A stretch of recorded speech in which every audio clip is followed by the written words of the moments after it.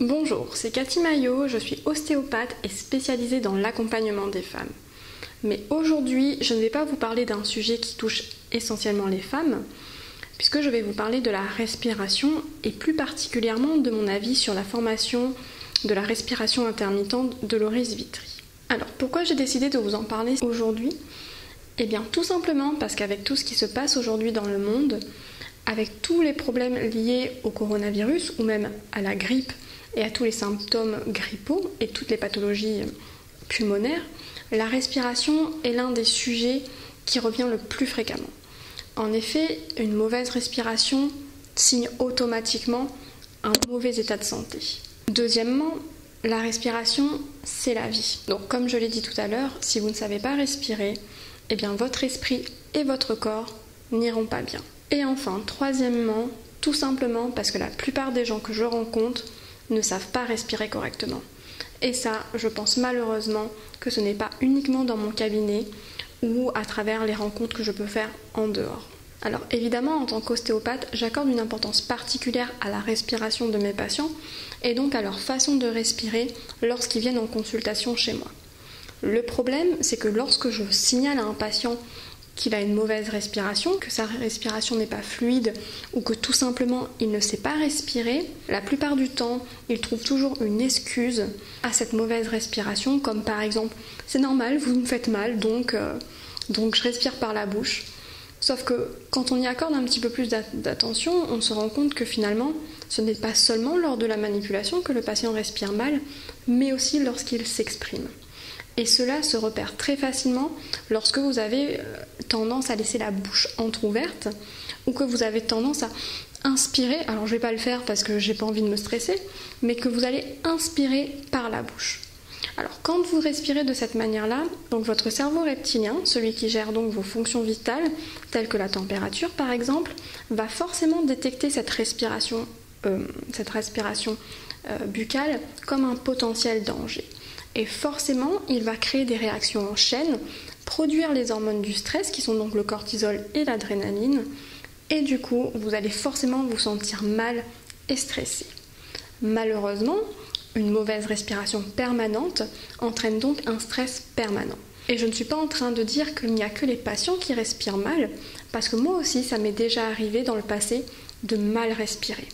Et je m'en suis très vite rendu compte, et c'est pour ça que j'ai mis des choses en place dans le quotidien pour améliorer ma respiration et améliorer mon état de santé en général. Mais le problème, c'est qu'aujourd'hui, la plupart du temps, les patients ont du mal à se remettre en question et n'ont pas envie de mettre des choses en place pour aller mieux.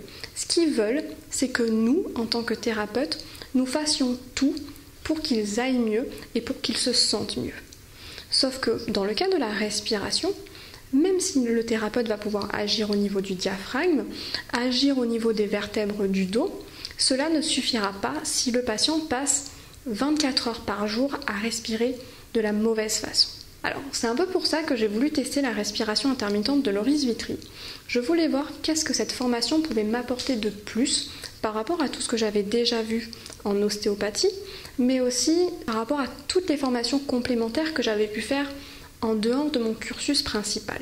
Alors déjà dans un premier temps, j'ai choisi cette formation parce qu'elle permettait de vérifier ses résultats, de vérifier son évolution grâce à l'aide de 2 tests. Le test de Buteyko et le test de Barnes, qui sont très faciles à mettre en place. Alors par la suite, j'ai trouvé les vidéos de Monsieur Vitry très intéressantes et il a une facilité à expliquer des choses qui sont parfois très compliquées avec des mots très simples, avec beaucoup de fluidité, ce qui permet d'intégrer parfaitement le concept de la respiration, donc la bonne respiration, mais aussi le concept de respiration intermittente, donc pour favoriser une meilleure oxygénation et donc une détente générale et une réduction du stress. À travers chaque module de sa formation, étape par étape, on apprend à mieux respirer et on apprend à mieux pratiquer la méthode de respiration intermittente. Ce qui fait qu'à la fin de la formation, et même tout au long de la formation, on se sent déjà de mieux en mieux, mais à la fin de la formation, on sent vraiment une meilleure maîtrise de sa respiration, de son stress et de sa détente en général. Donc forcément, je ne peux que conseiller cette formation qui, moi, m'a fait le plus grand bien, qui m'a permis de mieux gérer certaines situations dans mon quotidien, parce que même si je suis thérapeute, même si j'ai une bonne maîtrise de la situation, même si je sais faire la part des choses, même si je sais rester positive, rester optimiste, etc., c'est toujours bien de pouvoir avoir un accompagnement aussi pour améliorer ses qualités et améliorer ses compétences.